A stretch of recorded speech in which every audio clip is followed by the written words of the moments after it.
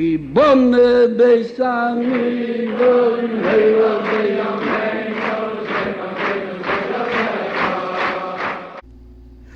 Olá, gente, shalom, shalom a todos, bom dia, estamos iniciando mais um estudo diário das 7 leis. Hoje é dia 4 de dezembro de 2023, dia 21 do mês de Kislev do ano de 5.784 da criação. Estamos iniciando mais um estudo diário das 7 leis nesse dia de hoje.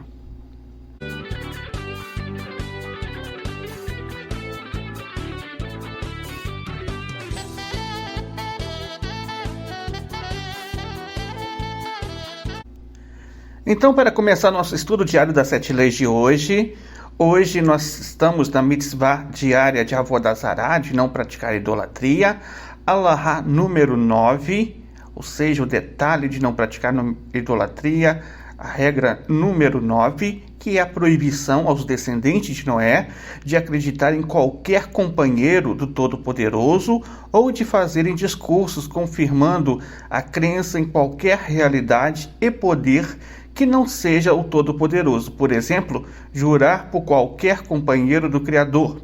A ideia de tal companheiro significa a afirmação de que, junto com o Criador, bendito seja o nome dele, existe alguma substância adicional que o Todo-Poderoso supostamente dotou de poderes para controlar o mundo e influenciá-lo.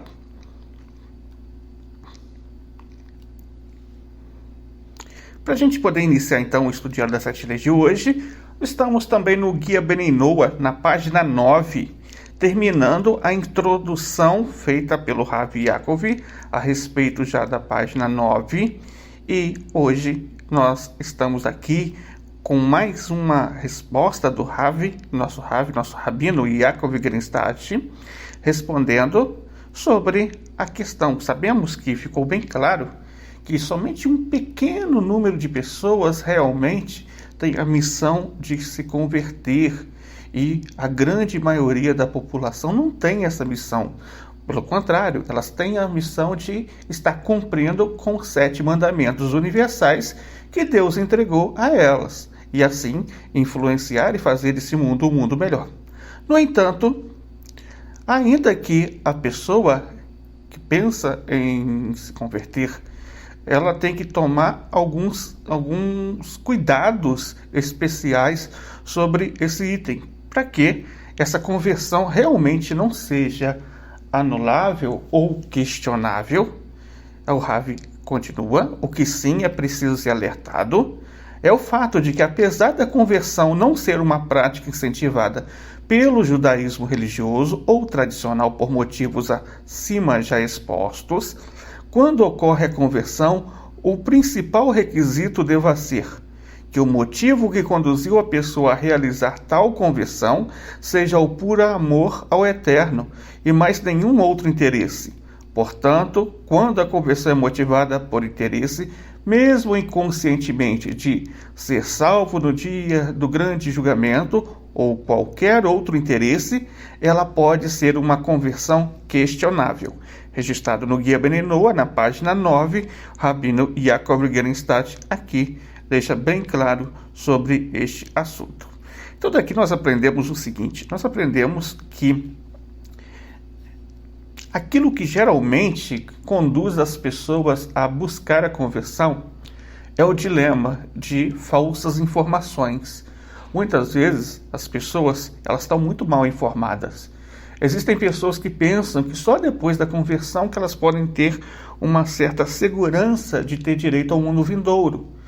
Existem outras pessoas que pensam que para que elas possam escapar do dia do grande julgamento, é necessário se converter ao judaísmo. No entanto, isso é uma perspectiva que não é verdadeira, mas sim enganosa, já que pelo judaísmo e pela Torá existem 7 leis universais, do qual, se toda a humanidade cumprir essas 7 leis, terão direito ao mundo vindouro, tanto quanto os judeus. Ou seja, O judaísmo, ele não tem uma perspectiva de uma mensagem positiva somente para aqueles que são judeus, mas também para aqueles que não são judeus. Aqueles que não são judeus, o que é um judeu? Vamos lá, o que é um judeu pela lei judaica? Pela lei judaica, um judeu é qualquer pessoa que nasceu de mãe judia, da qual ele nasceu de um ventre judeu. Esse é judeu. Aquela pessoa que não nasceu de uma mãe judia é um não judeu, não é judeu. Ou seja, ele pode ser de todas as outras nações, nasceu em outra tradição, nasceu em outra forma de pensamento, em outra cultura, ele não é judeu. No entanto, essa pessoa ainda assim, ela pode ter acesso ao mundo vindouro a partir do momento que ele esteja cumprindo os seus 7 mandamentos universais.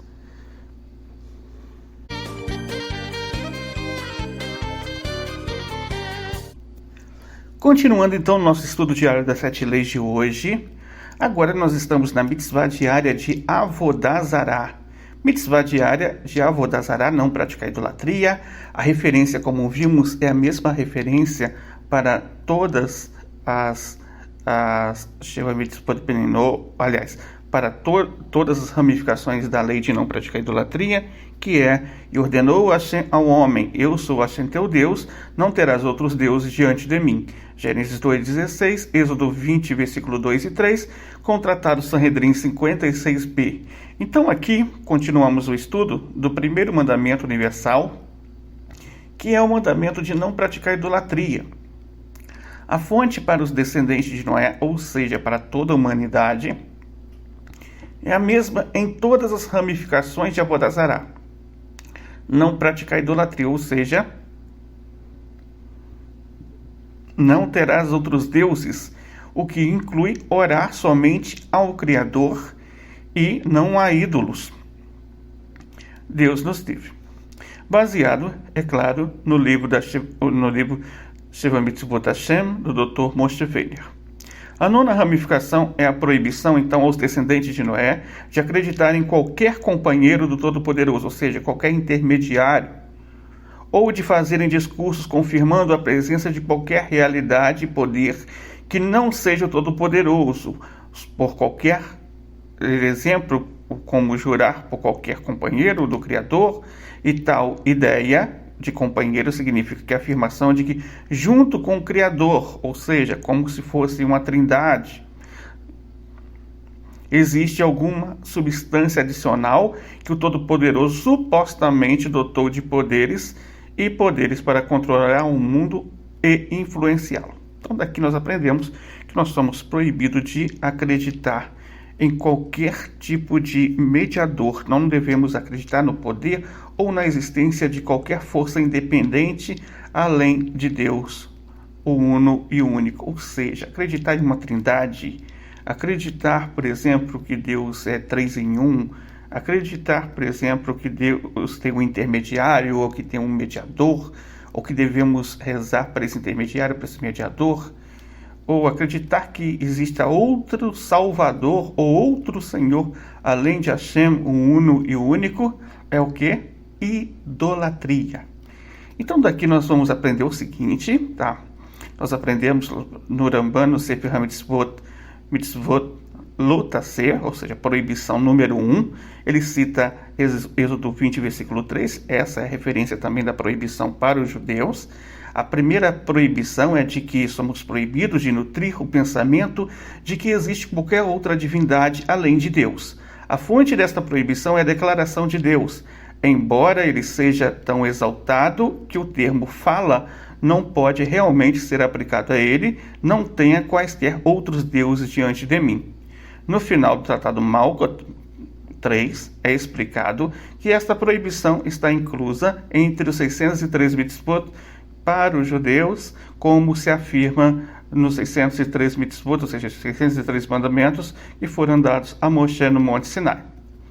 Vemos também que outra fonte para o povo judeu a respeito dessa mesma proibição está no Sefer Hinuri, número 26, e também é citado o Êxodo, capítulo 20, versículo 3, que não acreditemos em um Deus além de Deus somente, que não acreditemos em um Deus além de Deus, que ele seja abençoado sozinho, como está declarado, Êxodo 20, versículo 3, não terás outros deuses diante de mim, e seu entendimento é que você não deve acreditar em outro Deus, exceto em mim. E o Narmânides, de bendita memória, escreveu sobre Êxodo 20, versículo 3, que você só encontrará que as Escrituras afirmam outros deuses sobre a fé do coração, mas não que diz respeito à sua criação. Nunca será confirmado, não faça outros deuses, uma vez que a expressão fazer não se aplica a outros, uma vez que não podem ser feitos. E ele, que de bendita memória, ou seja, Narmânides, foi muito preciso nisto. As palavras dos sábios são graça, e este mandamento é o grande princípio fundamental da Torá, pois tudo depende dele, como eles, de bendita memória, os sábios, disseram no Sifrei Bamidbar 111:1, qualquer um que admite a idolatria é como se negasse toda a Torá. E é o mesmo que se ele aceita qualquer coisa como um Deus, além de apenas Deus, ou se ele adora de acordo com a sua adoração, ou seja, da maneira como aqueles que acreditam nele o adoram, ou seja, de acordo com a religião idólatra, ou mesmo não de acordo com a sua adoração, se ele o adora de acordo com as 4 formas de adoração bem conhecidos, e elas são sacrificando, trazendo incenso, derramando, curvando-se, ele transgrediu o não terás. E derramar e aspergir são uma coisa, e aqueles que aspergem são responsáveis, assim como aqueles que derramam.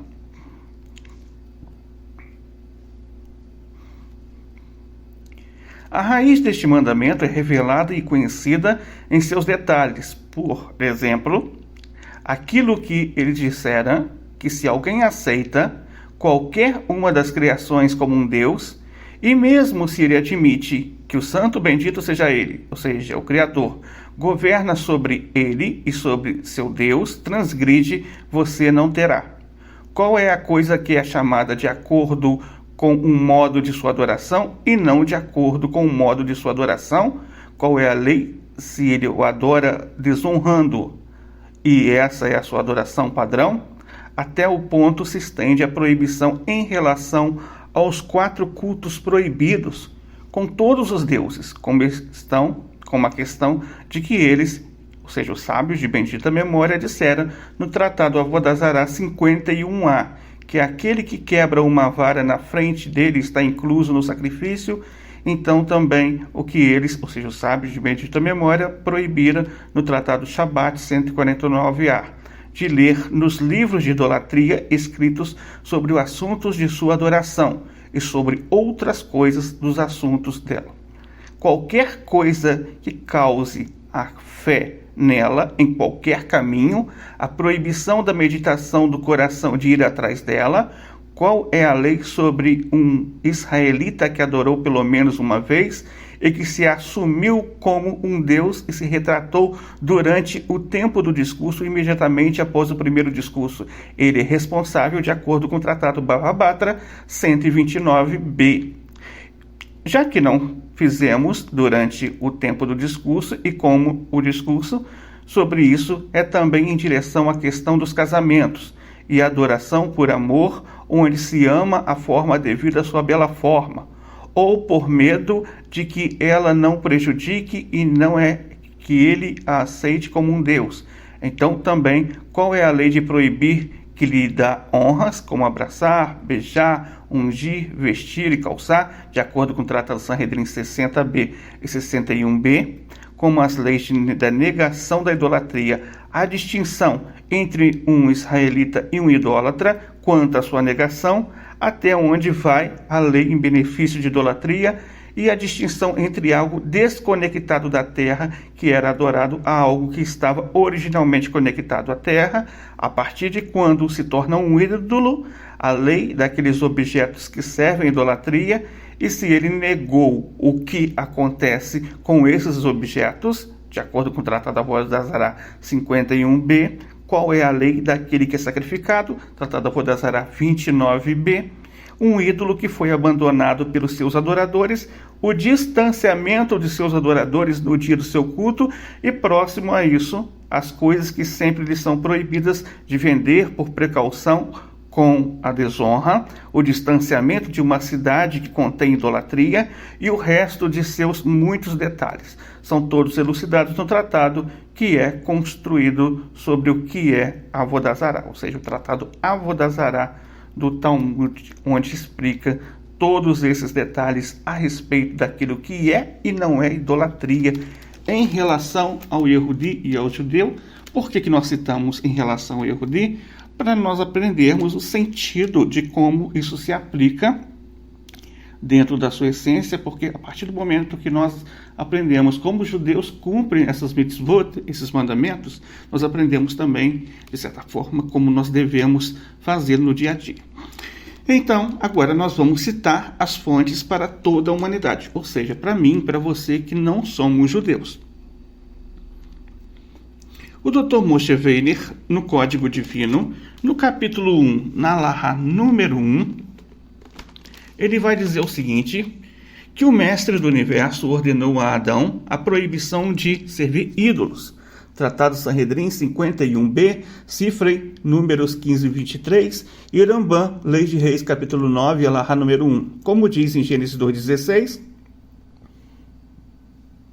e o eterno Deus ordenou sobre Adão, significando que Deus ordenou a Adão que se submetesse à sua divindade. Os sábios explicaram que há 3 significados nisso. Eu sou Deus, não me troques. Rebelar-se e substituir-me por outro Deus, o que é a proibição da idolatria.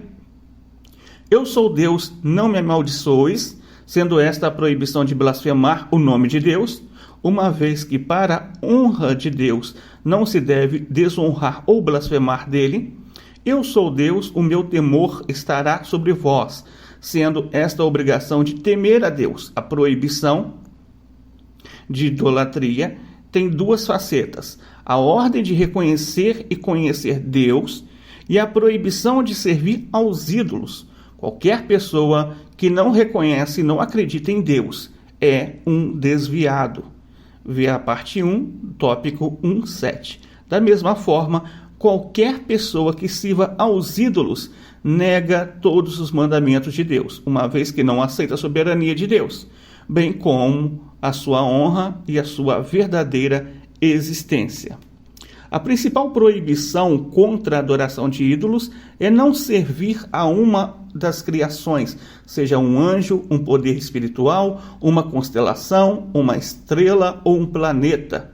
Um dos fundamentos da criação física, uma pessoa, um animal, uma árvore ou qualquer outra coisa criada. Mesmo que alguém saiba que o Mestre do Universo é Deus, e ele serve apenas uma criação elevada e apenas de maneira equivocada, como Enos e sua geração fizeram, Gênesis 4, versículo 26, isso é ainda uma adoração de ídolos, como está escrito em Deuteronômio capítulo 4, versículo 19, para que não levanteis os olhos para os céus e vejais o sol, a lua e as estrelas, as hostes dos céus, e seja descaminhado e não te inclines diante deles e os sirvas, a quem o eterno teu Deus separado para todas as nações debaixo dos céus.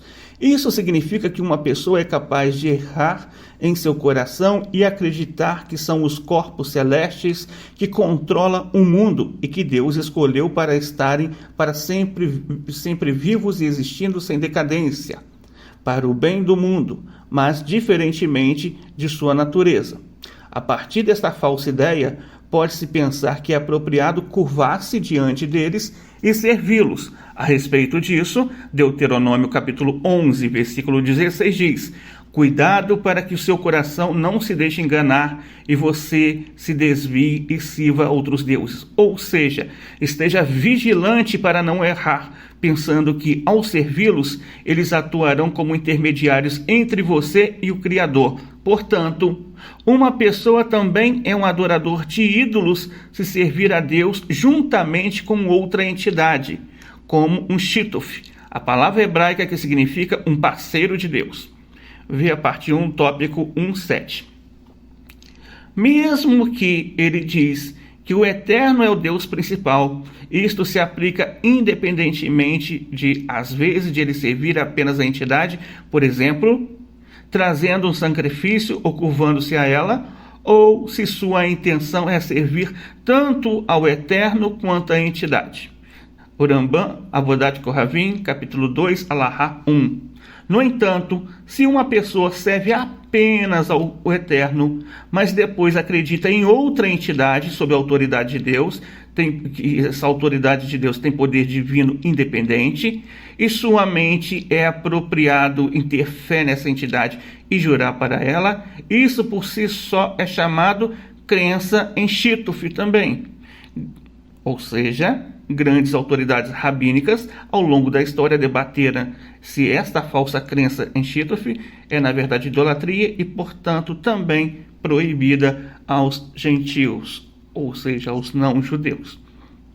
A adoração de ídolos não inclui apenas a adoração de um anjo, de uma criação física ou de qualquer poder natural ou metafísico. Se alguém aceita sobre si qualquer entidade criada ou imaginada, espiritual ou física, como uma divindade e adora e submete a ela, como um servo diante de seu mestre, isto também é adoração de ídolos. Por exemplo, aqueles que adoram espírito de mortos, ou quaisquer outros espíritos que imaginam existir, são adoradores de ídolos. Da mesma forma, isto se aplica se alguém adora qualquer ideal que foi imaginado por algumas pessoas como uma razão motivadora para o universo. Se ele serve esse espírito ou ideal de maneira daqueles que se curvam ou trazem incenso aos ideais de paz, amor ou direitos humanitários. A ideia básica é quem realmente serve qualquer parte da criação física ou espiritual, que inclui tudo exceto o próprio Deus que não foi criado. Ele também é um adorador de ídolos. Deve-se saber que todas estas são coisas naturais criadas, feitas para o bem da humanidade, para ajudá-la no seu serviço a Deus, e não foram criados para que as pessoas as tornassem governantes para si mesmas. Quem troca o secundário pelo fundamental está transgredindo o mandamento explicado acima no tópico 1. Eu sou Deus, não me troque.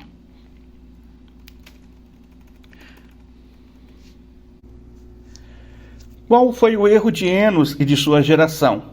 Nos seus dias, a humanidade cometeu um grande erro, e os sábios daquela geração deram conselhos impensados e espiritualmente errados. Eles disseram que, visto que Deus criou as estrelas e os planetas para controlar o mundo, e ele os colocou nos céus e os tratou com honra, tornando-os servos que ministram diante dele, é, portanto, apropriado louvá-los, glorificá-los e tratá-los com honra. Essas pessoas também disseram que é a vontade de Deus que a humanidade honre e engrandeça aqueles a quem ele engrandeceu e honrou. Assim como um rei deseja que os servos que estão diante dele sejam honrados, pois isso é uma expressão de honra para com ele, o rei assim pensaram nisso também e começaram a construir locais de culto para as estrelas e oferecer sacrifícios. Eles os louvariam e glorificariam com palavras e se prostrariam diante deles, porque ao fazê-lo estaria de acordo com a sua falsa concepção, cumprindo a vontade de Deus. Esta era a essência da adoração de falsos deuses, e este era o raciocínio daqueles que os adoravam e a explicação que davam. Eles não disseram que não existe outro Deus exceto a estrela que eles adoravam. Isto é o que Jeremias transmitiu, Jeremias capítulo 10, versículos 7 e 8. Quem não te temeria, ó Rei das Nações, pois a realeza te beneficia, pois entre todos os sábios das nações e em todos os seus reinos é sabido que não há ninguém como tu. Mas, num conceito, eles são tolos e estúpidos, os vãos ídolos que eles ensinam são apenas madeira. Isto significa que todas as pessoas sabiam que só existe Deus. mas foi por causa de seu erro, de sua tolice, que dissera que esta vaidade, o conceito de intermediários independentes e adoração de ídolos, era a vontade de Deus. Depois de muitos anos, surgiram falsos profetas, que diziam que Deus lhes havia ordenado que dissessem ao povo: sirva esta estrela, ou a todas as estrelas, sacrifique, ofereça libações e construa um templo para que ele e faça a imagem dele, para que todos, incluindo as mulheres, as crianças e a população em geral, possam curvar-se diante dele. Um falso profeta iria informá-los sobre uma forma que ele havia concebido e dizer-lhes que esta é a imagem de uma estrela específica, alegando que isso lhe foi revelado em uma visão profética. Dessa forma, o povo começou a fazer imagens em templos, debaixo de árvores e no topo de montanhas e morros. As pessoas se reuniam e se curvavam diante das imagens, e os falsos profetas diziam: esta imagem é a fonte de benefício ou dano. É apropriado servi-lo e temê-lo. Os seus sacerdotes lhes diziam: este serviço irá permitir-vos multiplicar-vos e ter sucesso. Faça isso e aquilo, ou não faça isso ou aquilo. Posteriormente, outros enganadores surgiram e declararam que uma estrela, esfera ou anjo específico havia falado com eles, de acordo com o Guia dos Perplexos. E lhes ordenado: sirva-me desta maneira. O falso profeta, então, relataria um modo de serviço, dizendo-lhes: façam isso e não façam isso. Assim, essas práticas se espalharam pelo mundo, e as pessoas serviam imagens com práticas estranhas, umas mais distorcidas que a outra, ofereciam-lhes sacrifícios, curvavam-se diante delas. Com o passar dos anos, o nome glorioso e impressionante de Deus foi esquecido por toda a população. Isso não fazia mais parte de suas palavras ou pensamentos, e eles não conheciam mais. Portanto, todas as pessoas comuns e sem instrução, e seus filhos eventualmente, conheciam apenas as imagens de madeira ou pedra, as quais foram treinados desde a infância para curvarem-se e servirem, e em cujo nome juravam, em cujos templos adoravam. Os sábios deles pensariam que não havia outro Deus, senão as estrelas e esferas, por amor de quem e em semelhança com os quais eles fizeram essas imagens.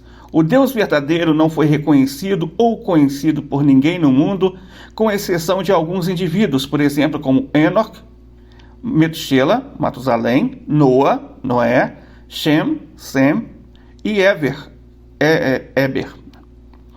O mundo continuou assim até o pilar do mundo, Abraão, o hebreu, de acordo com Gênesis 14:33, nascer. Depois que esse homem poderoso foi desmamado, ele começou a explorar e a pensar, que embora fosse criança, ele começou a pensar incessantemente dia e noite, perguntando-se como é possível que o firmamento celestial continue a girar, sem que ninguém o controle. Quem está fazendo isso girar? Certamente não faz girar.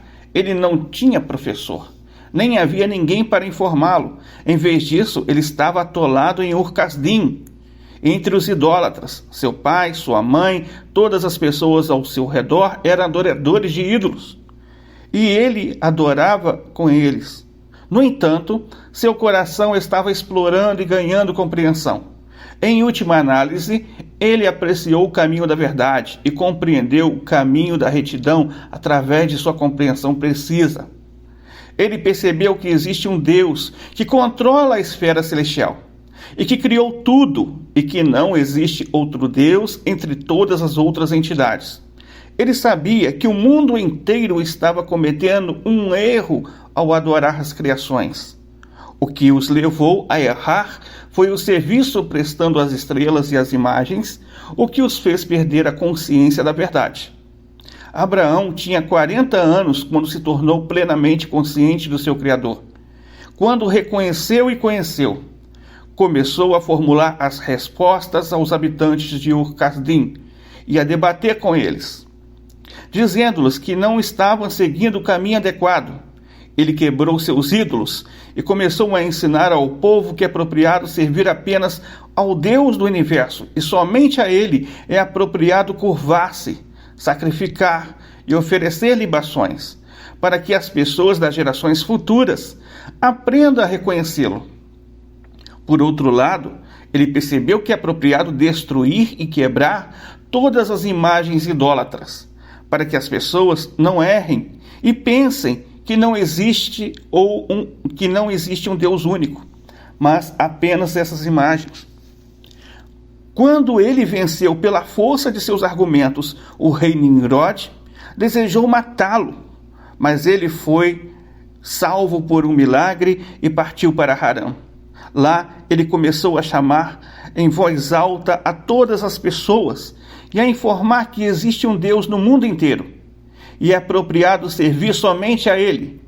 Ele saía e chamava o povo, reunindo cidade após cidade, país após país, até que finalmente chegou à terra de Canaã, proclamando a verdadeira existência de Deus o tempo todo. Como afirma Gênesis 21:33, e ali ele proclamou o nome de Deus, o Deus do universo. Gênesis 12, versículo 5. Quando as pessoas se reuniam em torno dele e lhe perguntavam sobre suas declarações, eles as explicavam a cada indivíduo de acordo com a compreensão da pessoa, até que se voltassem para o caminho da verdade. No final das contas, milhares e dezenas de milhares se reuniram ao seu redor. Este plantou nos seus corações este grande princípio fundamental e compôs textos sobre ele. Rambam, Avodat Kohavim, capítulo 1, Alahá 1 até Alahá 3. Então daqui, gente, desse estudo diário um pouco longo de hoje, nós aprendemos o seguinte: nós aprendemos que não devemos acreditar em nenhum tipo de manifestação, poder ou coexistência juntamente com Deus uno e único. Isso exclui qualquer tipo de dualidade. Isso exclui qualquer tipo de trindade, ou seja, acreditar que Deus é Pai, Filho e Espírito é acreditar em idolatria. Ou então acreditar que existe um mediador entre Deus e os homens é acreditar em idolatria.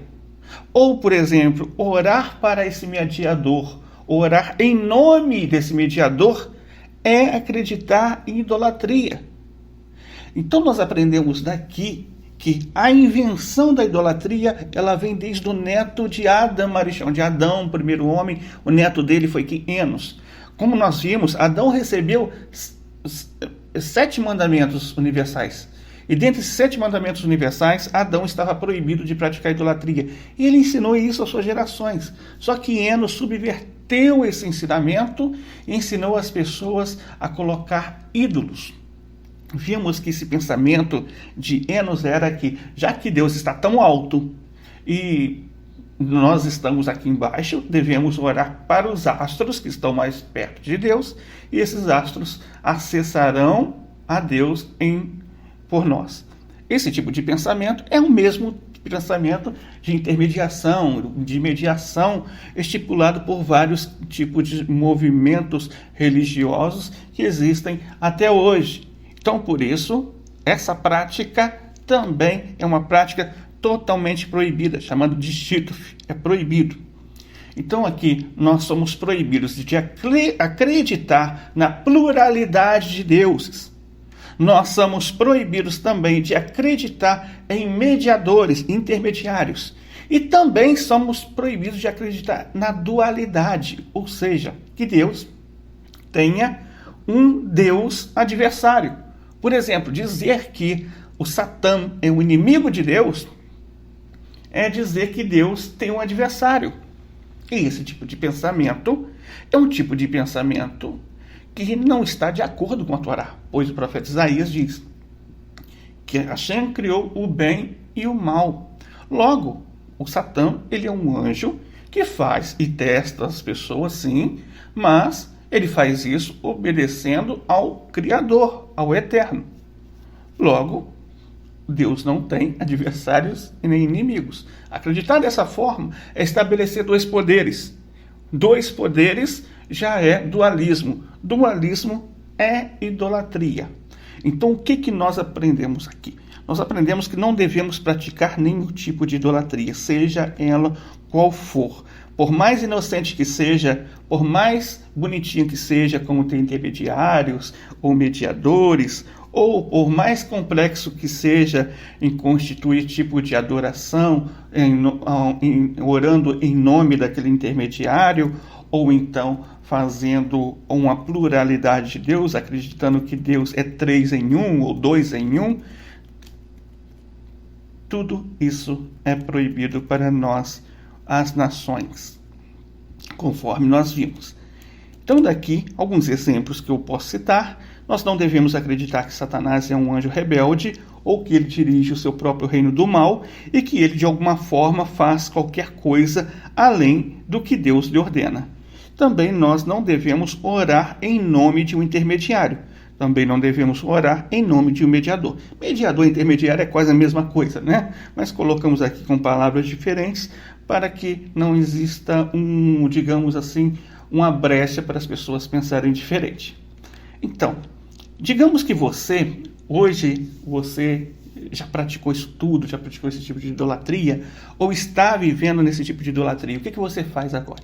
Primeira coisa é você se conscientizar que você estava praticando uma transgressão. É você entender que você estava fazendo um caminho que não é o caminho da Torá. Não é o caminho de Deus, o Criador do universo. Segunda coisa que você precisa é sair desse caminho. Segunda coisa que você precisa é realmente fazer um retorno a Deus completo, se arrepender e nunca mais desejar praticar esses tipos de erros novamente. Se desfazer dos livros que você tem dessa idolatria, se desfazer, por exemplo, dos conceitos que você tem dessa idolatria, se desfazer também dos cultos que você frequenta dessa idolatria, e assim se voltar somente para o Criador do universo, uno e único. Acredite, não poucas pessoas já fizeram isso. No Brasil temos muitas pessoas que praticam já o monoteísmo puro. O monoteísmo dado pelo Criador a toda a humanidade. Nos 7 mandamentos universais dos filhos de Noé. Os 7 mandamentos que são um parâmetro universal para toda a humanidade desde 5.784 anos. Não é uma novidade, não é algo novo, é algo que sempre existiu. No entanto, as religiões imperialistas, como as religiões que dominaram esse mundo durante muito tempo, elas esconderam e ocultaram isso de você. Agora, você pode descobrir isso. Você pode entrar em contato conosco. Se você tem alguma pergunta, se você deseja realmente saber como pode se conectar com o seu Criador, o Deus de Israel, o uno e único, pode deixar sua mensagem aí nos nossos comentários. Pode também, se quiser, me chamar no WhatsApp 992 07 3070. 992 07 3070. Nós também da Beit Noah de Pádua, nós estamos sempre abertos aqui toda sexta-feira à noite para receber você, se você desejar fazer uma visita. Nós estamos com o nosso serviço de Kabbalat Shabbat, ou seja, o início do Shabbat, né, no qual nós nos reunimos para agradecer a Deus pela semana. Nós estamos aqui na rua Henrique R. de Barros, número 35. Rua Henrique R. de Barros, número 35. Bairro São Luís, cidade de Santo Antônio de Pádua, estado do Rio de Janeiro. Também temos várias comunidades de Bnei Noah ao redor do Brasil, espalhadas, vários emissários nossos, que você também, se você mandar uma mensagem e você morar em outra localidade, eu vou estar te redirecionando para um dos nossos emissários e ele vai entrar em contato com você e te dar um endereço próximo onde você possa estar se conectando com outras pessoas que também têm a mesma fé no uno e o único Deus.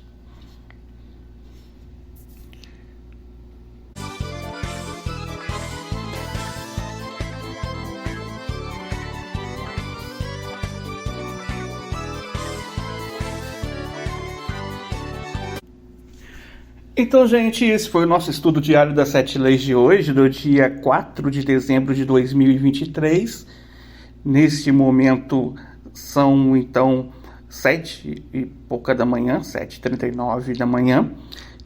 E nós estamos aqui para estudar as 7 leis universais. Você sabia que a Torá oral, o Talmud, ele ensina que o Ben Noah, ou seja, o não-judeu, que pratica os 7 mandamentos universais e estuda esses 7 mandamentos universais, ele é comparado ao sumo sacerdote quando entra no Santo dos Santos no dia do Yom Kippur. Imagine que você é muito importante para o seu Criador.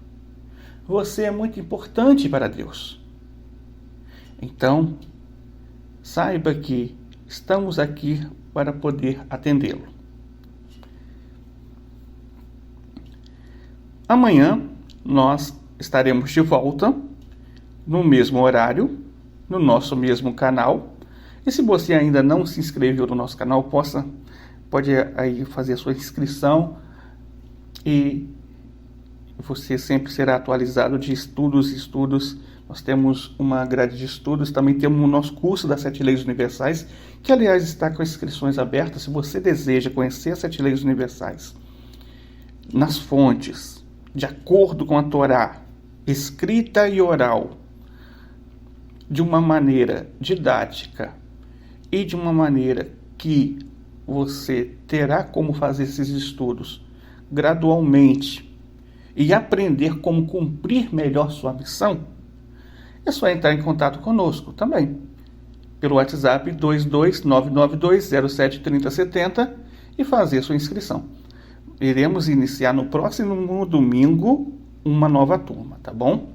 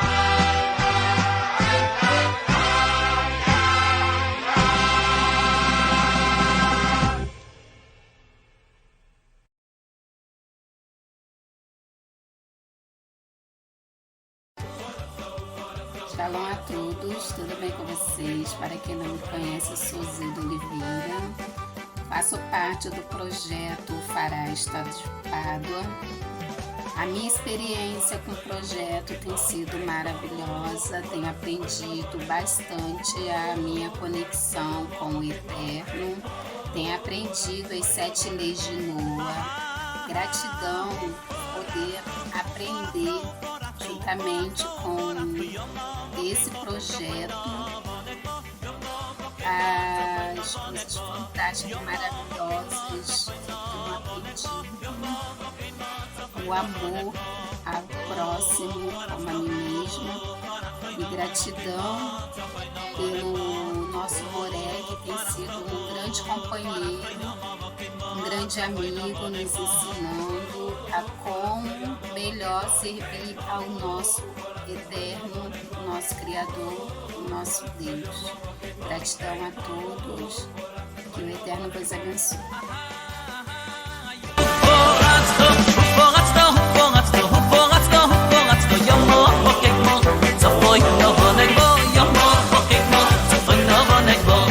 Yama,